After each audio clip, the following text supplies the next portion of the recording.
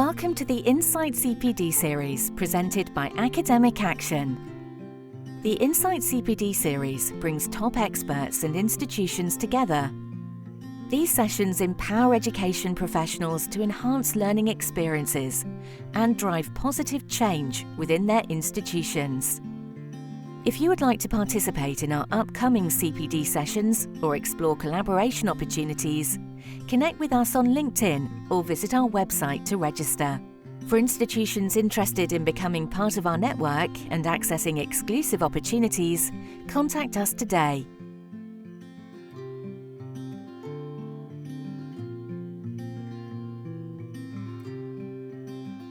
Hello everyone, and a very welcome to today's professional development sessions, part of the Insight CPD Series by Academic Action in collaboration with Aberystwyth University. My name is Paulo, and I'm delighted to have you with us. Today's session is called Incorporating Artificial Intelligence into the Classroom, Theory, Policy, and Practice. It is a topic that's becoming more and more relevant for schools and educators across the world, especially as we all try to navigate the rapid developments in generative artificial intelligence. By the way, I like to say that Aberystwyth University is preparing to launch the second year of the summer camp in Wales. If you are interested in international mobility enrichment opportunities for your students, feel free to get in touch. We would love to tell you more about that. Now it's time to introduce our guest speaker, Dr. Stephen Atherton. He's a senior lecturer in the School of Education at Aberystwyth University and a senior fellow of the Higher Education Academy. He holds a BA in Geography and Education and MA and PhD from Aberystwyth University. Dr. Atherton, thank you very much for your presence in this session. Thank you for inviting me. It's a pleasure to be here. From your perspective, what role should universities and schools play in preparing teachers and for ethical use of artificial intelligence in classroom? When I talk to teachers in schools, they tell me, well, we don't have time to read or to research or to find stuff out. We're so busy with teaching and marking and looking after children. So really they see our role as the people that will do the reading around the topic, that will do the research to find out what, identify good practice, identify what's working well, what isn't working so well, what are the dangers around AI. Teachers don't necessarily have time to be thinking of all these things. So they look to academics, they look to universities to do this research, to do the thinking around this topic, and to then work with them in putting together policies and practices that work in their particular school context. So that's really what we've done. We've undertaken the research, we've done the reading, and I see really universities, particularly in Wales, and I'll talk about this in my presentation in a few minutes' time, why we're in quite a unique position in Wales, that we have digital skills underpinning most of the national curriculum in Wales. And many of us who work in this area have worked directly with the Welsh Government to develop training packages for teachers. We've worked on developing policies on to start off with effective use of technology, but more recently, safe use of technology, avoiding issues that could lead to privacy concerns, that the whole ethics around AI in assessments, in children using AI to complete coursework, homework, all those kinds of things. And we've developed policies now in Wales that should support teachers to use these tools effectively, but also be aware of the limitations, the dangers, and the ethical practice that goes alongside that. Today I'm going to be talking through some of the research that we've done, some of the work that we've done with teachers about incorporating AI into the classroom, particularly looking at some of the policy behind this, or the lack of policy really that we've seen at the moment. I'm just going to try and move this out of my way. It's not doing it for me, so we'll leave it be. So I'm going to start off with just an overview. What is AI? And then I'm going to talk through some of the current research that I've been doing with some of my colleagues at Aberystwyth, and then talk about something called the Wales Collaborative for Learning Design, which is a Wales-wide project that involves all the universities in Wales, and we are delivering training and CPD to teachers through our online workshops as well. And finally, I want to close with really the next steps for thinking about AI, which is developing critical AI literacy. So I've broken it down into these four areas for you today. So to start with, what is AI? And I'm sure that many of you are familiar with what AI is now. If I was doing this 3 years ago, it would perhaps be a different story. But I'm sure we're all familiar with things like ChatGPT, Gemini, Grok, and these tools are basically intelligent systems that perform tasks based on human input. They're based on language processing, and they can provide outputs for us based on an input that we provide.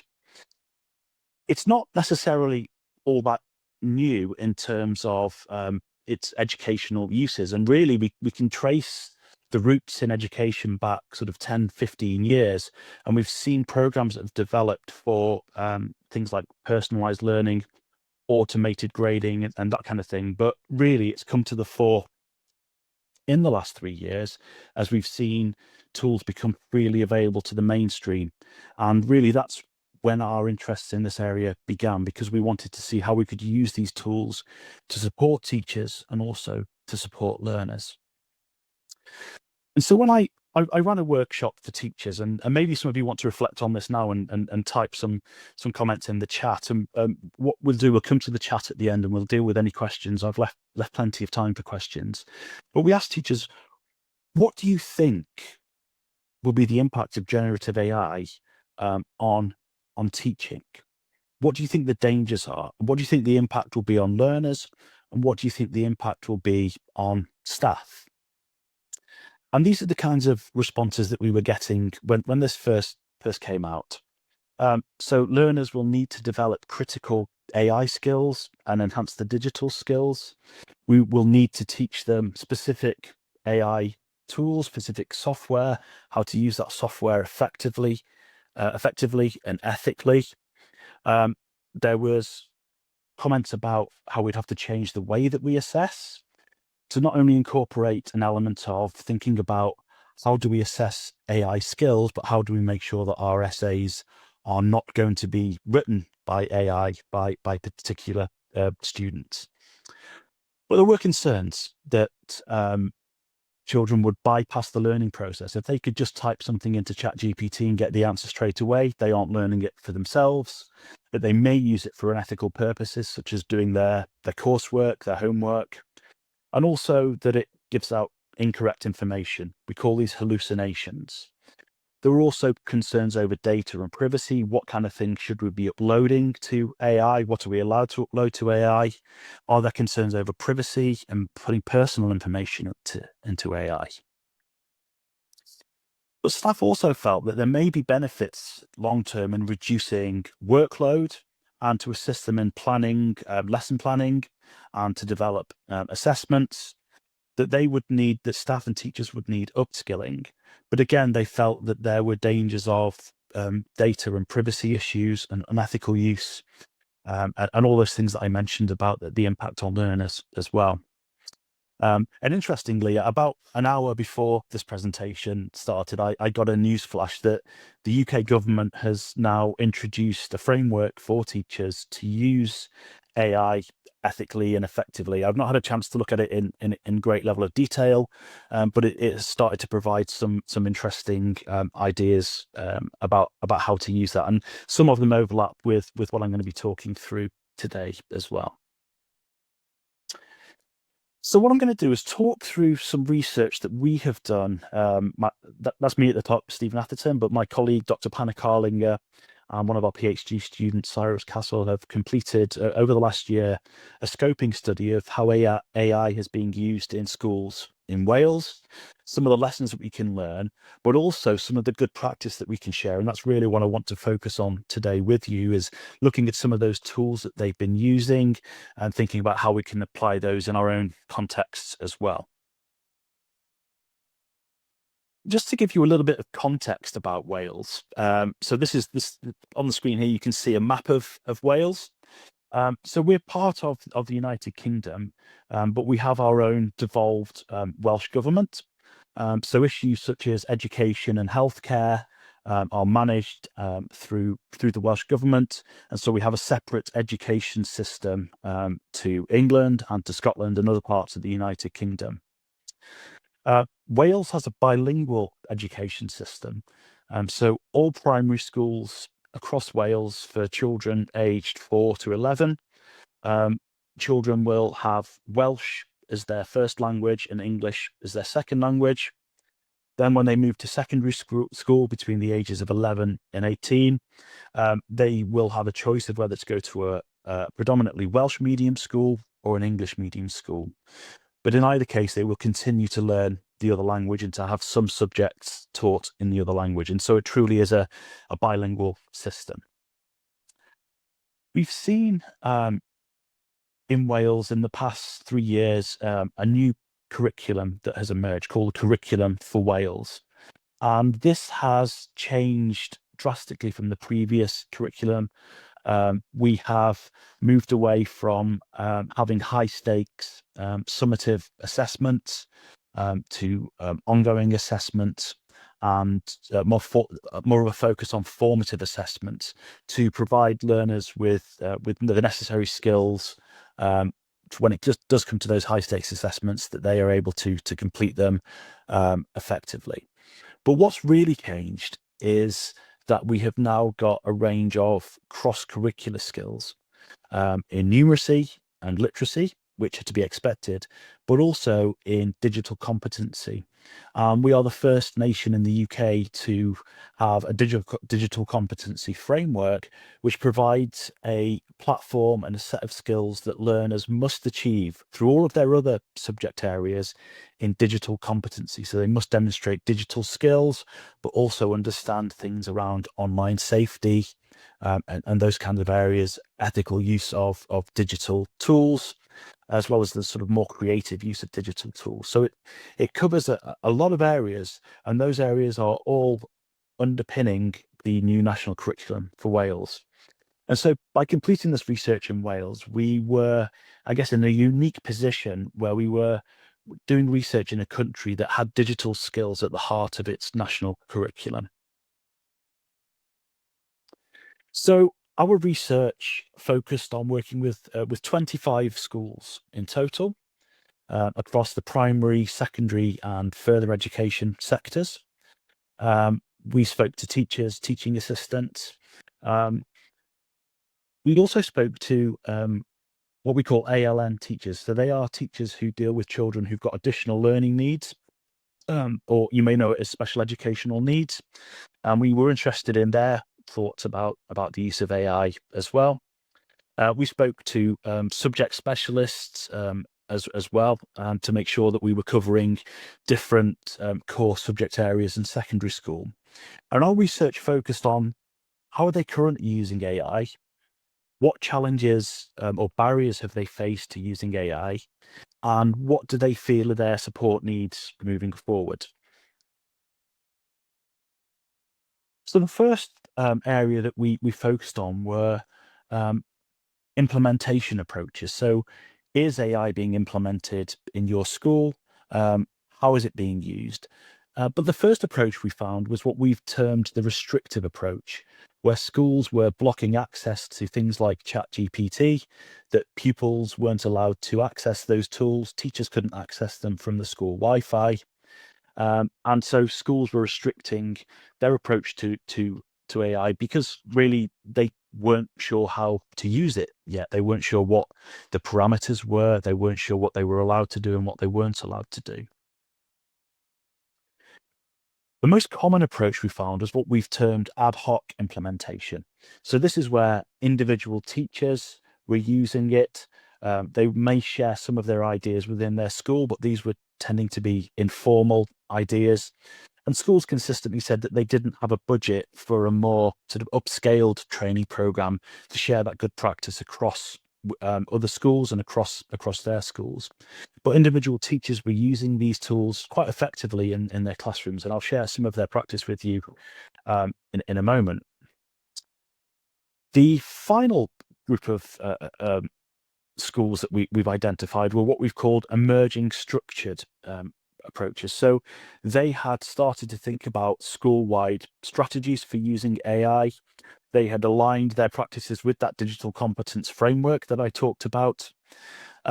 They had started to follow some of the UNESCO guidance for teachers on the ethical use of AI, because, as they pointed out, the Welsh government at the moment doesn't have their own guidance on using AI, or they didn't at the time of the research. We've seen some very basic and limited guidance come out since we completed the research, but it doesn't go into the level of depth that teachers were asking for here. So we've got three sets of schools really we've identified within our research. Those that weren't using it because it was restricted, those schools who were using it but in a very sort of isolated, patchy way, and those who had started to develop a structured way of implementing AI into their practice. Naturally, teachers did identify a range of barriers and concerns that they had when using AI.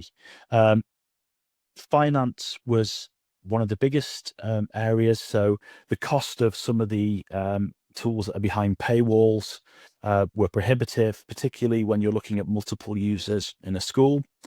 Some schools argued that they needed higher quality PCs to be able to run some of the software, and they only had limited access to those, so not all children could benefit from it.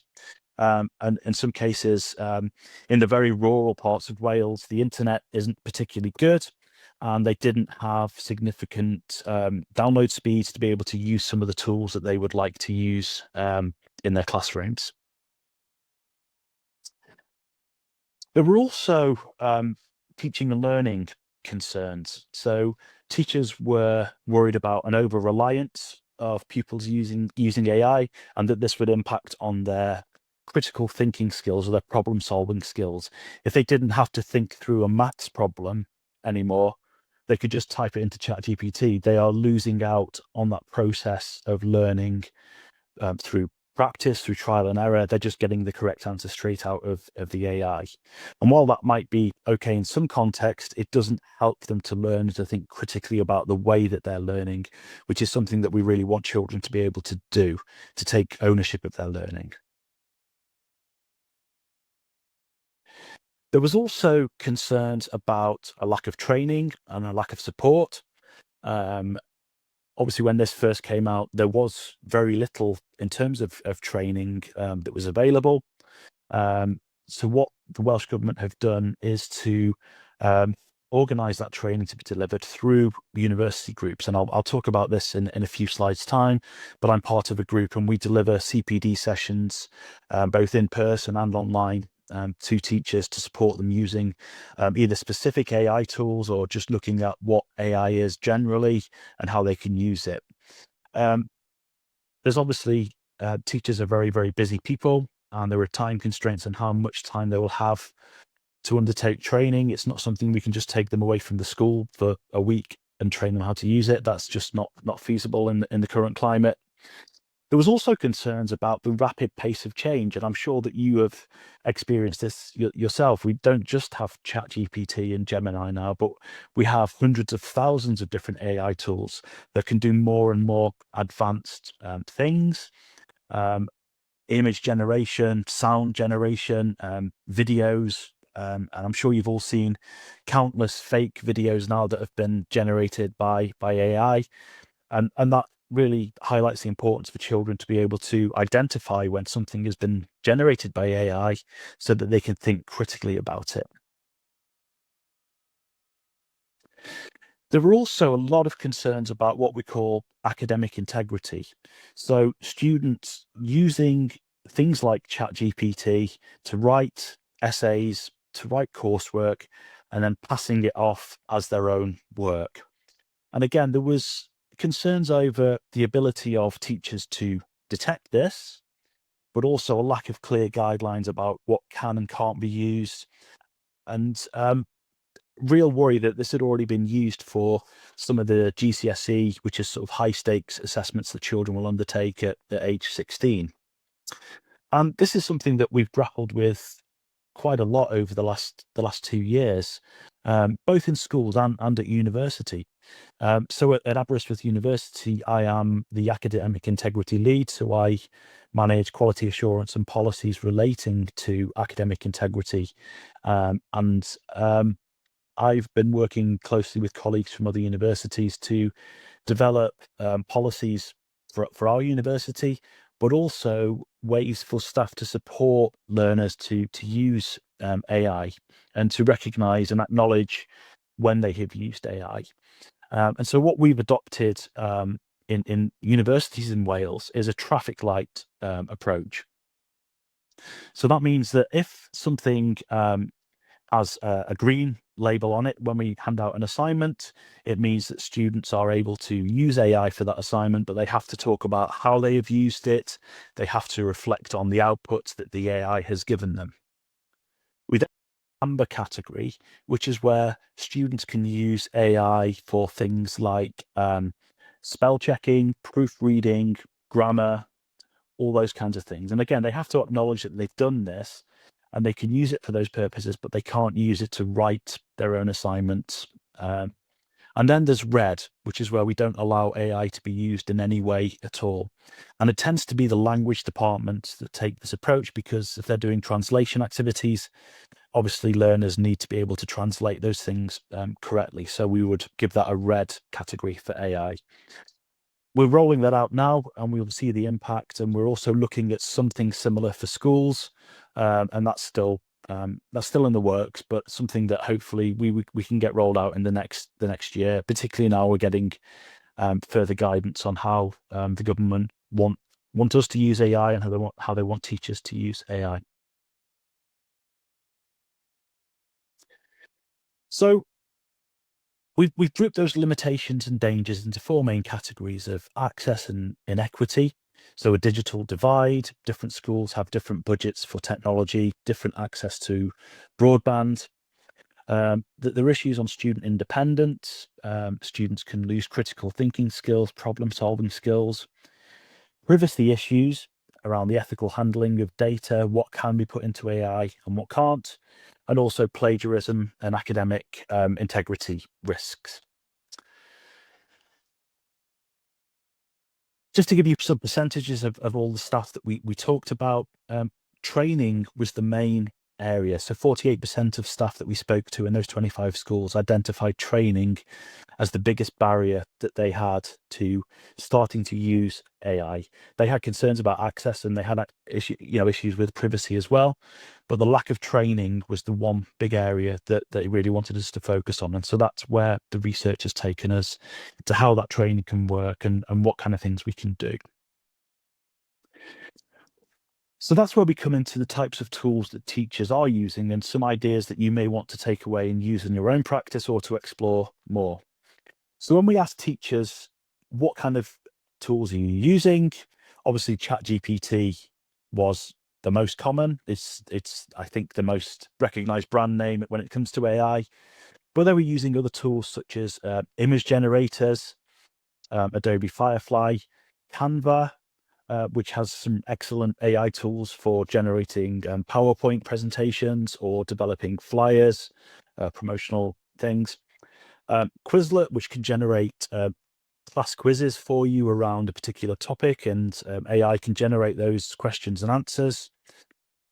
Gemini, which is very similar to ChatGPT, but it's embedded within the Google infrastructure. Claude, which is another text-based AI tool, and I'll admit Claude is the one that I tend to use the most for my work. It seems to be very, very good at sort of spell checking or suggesting different phrases for academic work.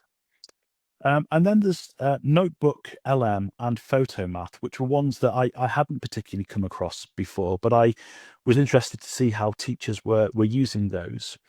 And I've got some slides on those later on. So how were teachers using these particular AI tools? And the most common response was in resource creation. So they would put something into ChatGPT, like I am delivering a session for 13-year-olds on a particular topic. Let's say they were looking at World War II or something like that. Could you give me a structured lesson plan of an hour that I could deliver? And ChatGPT would give them that lesson plan, suggested activities that they could do around it. The key thing that teachers told us here, though, is that although ChatGPT gave them the ideas for the lesson plan and ideas for activities, they didn't just use it, sort of copy and paste it straight out of ChatGPT, that they were then they were adapting it, making sure that it fit the remit for their learners, that it would work for that particular group of pupils, that it covered the same topics that they wanted to cover. And so there was always that human checking element afterwards. And that's really important, I think, not just to take the output as it comes from these tools, but to then use it as we see fit, to take what elements we want from it, to change things as well. Some teachers have started using it for direct classroom instruction to get learners to learn about a particular topic, typing something into ChatGPT to support their engagement. And I've got some examples of that in a couple of slides' time.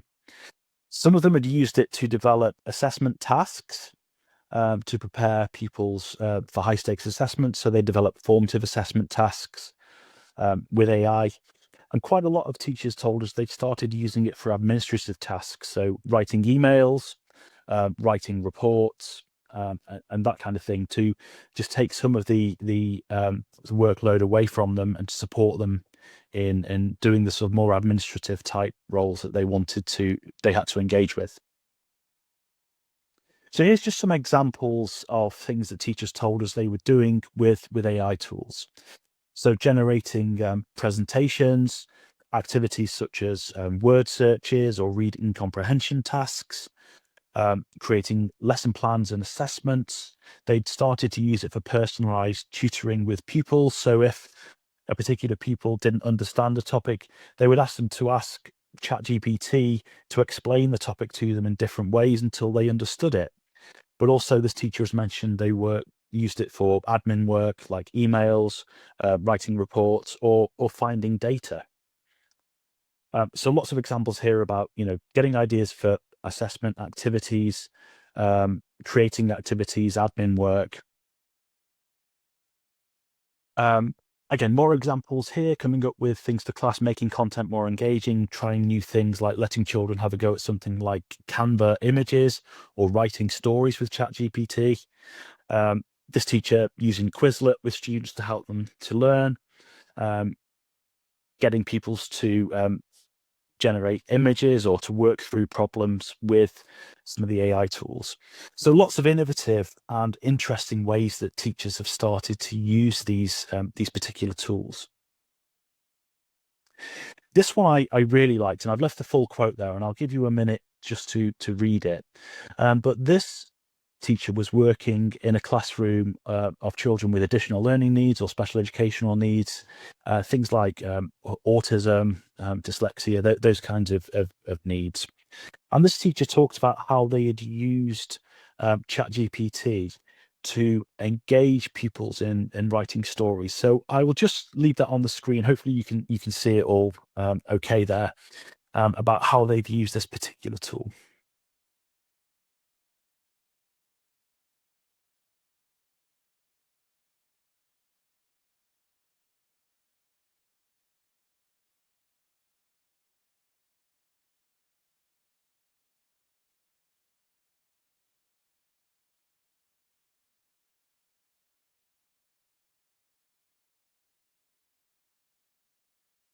So in this scenario, they had used ChatGPT with this pupil to support them in their writing and reading development. So they had identified particular interests of the pupil. So in this case, it was Harry Potter, Lion King, and Star Wars, and the Lego universe. And ChatGPT had taken that input and written a story about these four elements and incorporating all of them. the pupil was then really engaged in reading that story, but also talking about how they'd gone through the process of writing that story.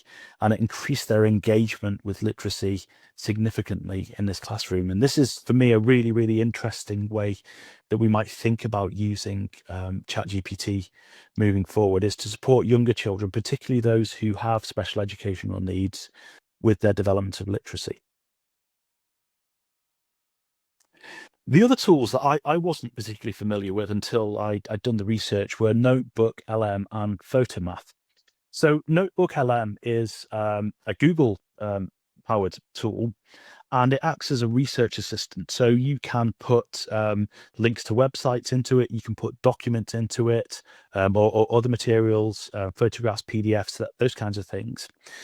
You can then ask questions about the documents that you've uploaded, and Notebook will then generate a short podcast about the materials that you've uploaded. So if you were wanting to find out more about a particular topic, in my case, I might upload 5 or 6 journal articles to it about technology enhanced learning.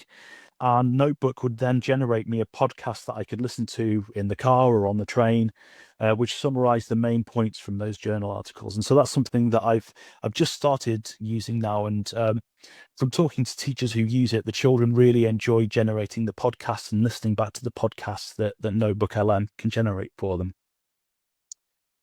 Photomath is it's a mobile phone app, and it uses the camera to solve mathematical problems. But it doesn't just give you the answer, it actually talks through each stage of working out the answer.